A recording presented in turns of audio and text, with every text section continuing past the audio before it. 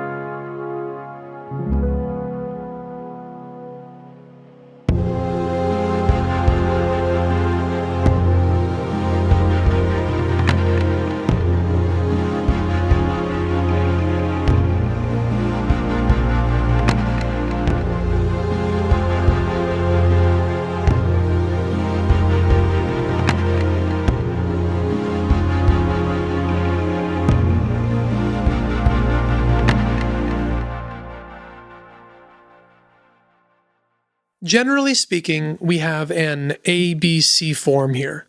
The goal was multifold.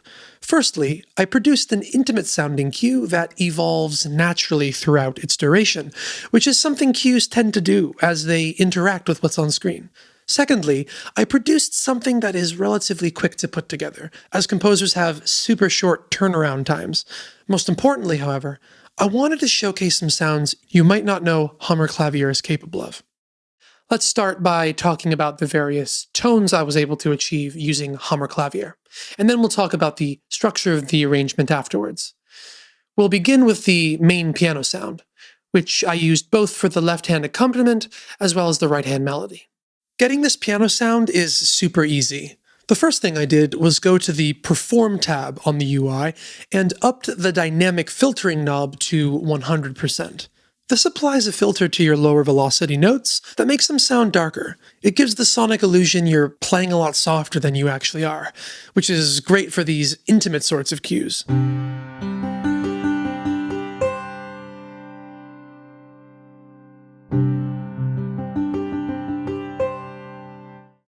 Next, back in the Playback tab, I brought the tone down to about 64%, further darkening the sound.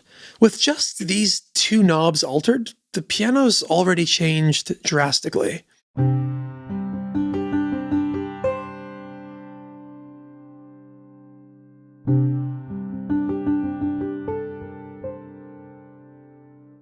Now I'm going to engage the key noise knob and just turn its volume down a bit.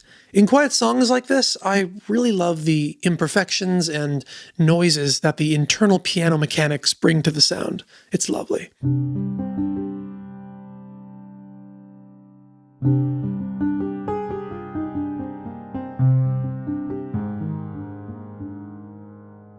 Let's head over to the console tab now. All we're going to do is solo the Rode NT5, as its sound is closer to my aesthetic goal with this track.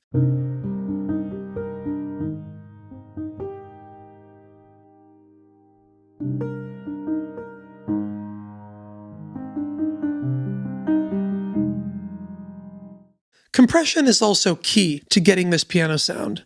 I'm using the stock, very transparent compressor in Cubase. As is common with piano compression settings, you usually want a slower attack to preserve some of the playability. What's most important here is that you bring the threshold up high enough so that you can get the beefier, more in-your-face sound that we're looking for. I'm not using a super high ratio, but I recommend experimenting with it.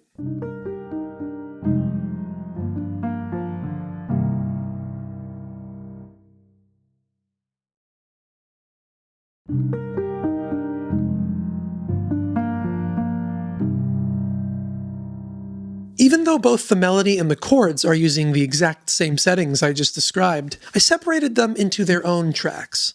That's because I wanted them to live in different velocity registers, for timbral reasons, while also having their volumes be balanced. Next, let's talk about the third piano track.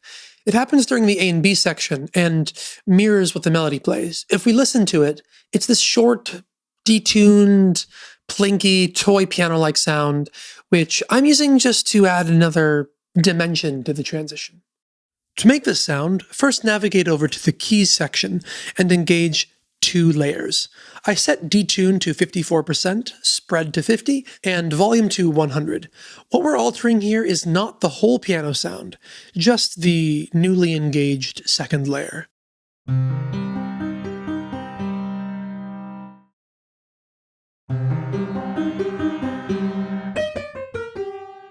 Next, and super important for this tone, is to head over to the playback tab and decrease the decay to around 200 milliseconds or less. That'll kill any sustain we have.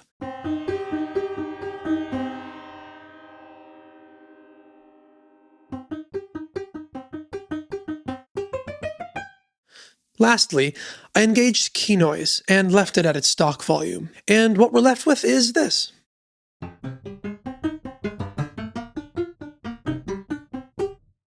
Moving on now, this song features 2 custom-made pads that I created using Hammer Klavier. We'll start with pad 1. Under the Perform tab, decrease the dynamic filtering to 0. This will disable the filters so that each velocity is bright. This will help the original sound of this instrument shine through.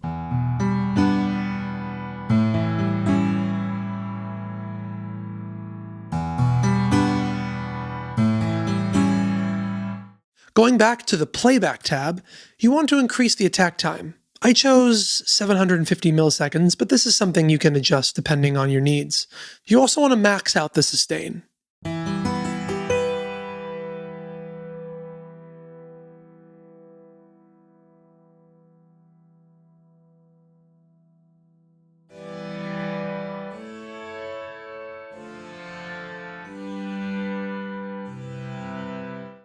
Now, one of the easiest ways to make a pad is simply to have a harmonic instrument swell into a delay.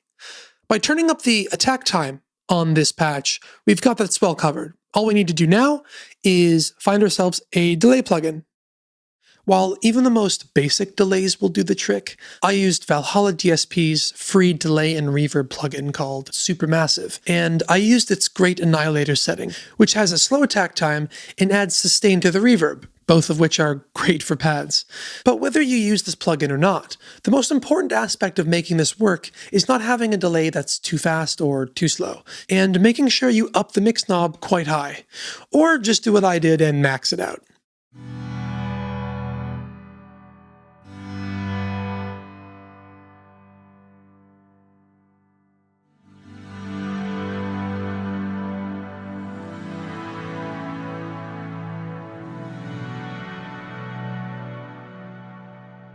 Aside from a stereo enhancer to widen the stereo image and make the pad feel bigger, everything else I did to this patch more or less falls under EQ. I'm using Soothe 2 and another EQ to clean up the low end, and I'm using a stock filter in Cubase called Dual Filter to better place the pad in the mix, which is something that I find has really helped me with mixing synthesizers lately.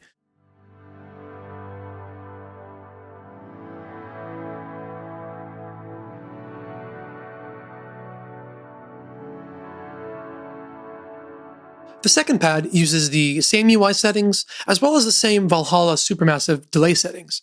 I'm also using the same filter plugin, this time skewing the filter towards the higher frequencies. What makes this pad different, however, is its various levels of movement. There are most assuredly a handful of ways you could make a rhythmic pad like this. I made mine using the modifiers in Guitar Rig, using a step sequencer and a volume pedal.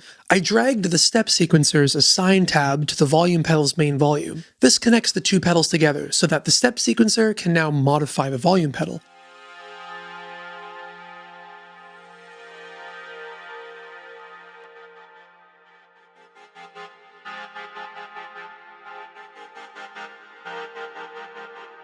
Finally, I added a simple stock panning plugin, adding yet another dimension of movement to this pad.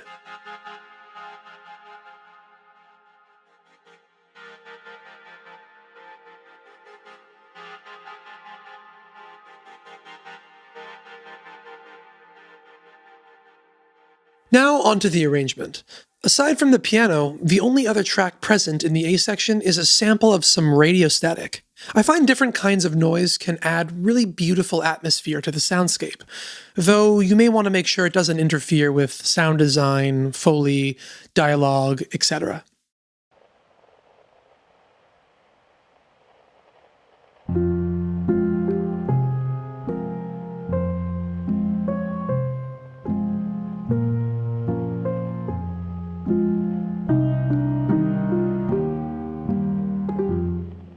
In the B section, to start creating some momentum, 3 new instruments are added. A French horn, which has a bit of a call and response conversation with the piano melody, some low pizzicato strings outlining the root motion, as well as the first pad I made.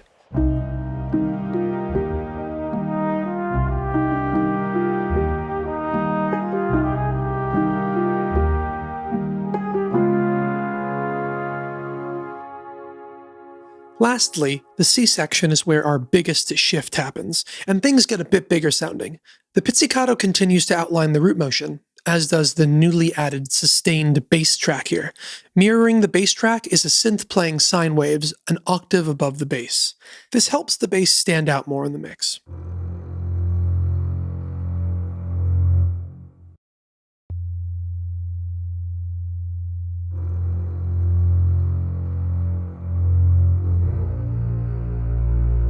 Moving on to our harmonic pad instruments, we have the second pad, a choir singing syllables,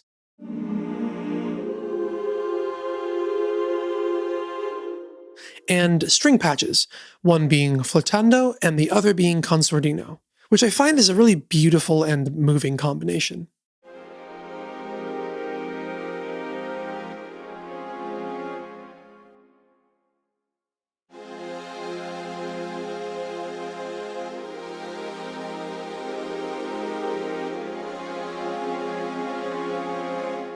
And as for MIDI information and voicings, they're basically all playing the same thing. Lastly, holding down the fort and providing some organization and rhythm to all of this is our newly released Kageyama Taiko. I separated the rim shots from the low taiko hits so I could add delay to them as well as mix them independently. On the third track, I have some hyoshigi, a wooden percussion instrument that's part of Kageyama Taiko, just to add more variation to the percussion.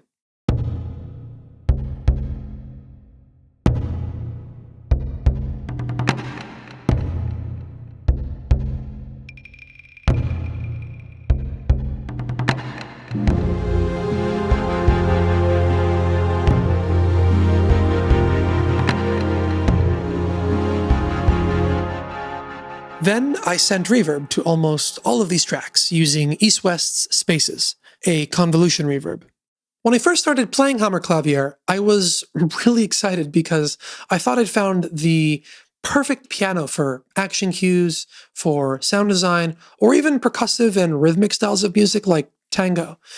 But in making this cue, I was pleasantly surprised to find the other face of this instrument, something that's a lot more beautiful, something that's a lot more melancholy than I'd previously thought. So I hope this rundown can help you get the most out of your purchase of Hammer Klavier. If you want to learn more about this instrument, we've got a great walkthrough here on YouTube. For everything else, Impact Soundworks, head over to impactsoundworks.com. Once again, my name is Yousef, and I'll see you next time. Peace.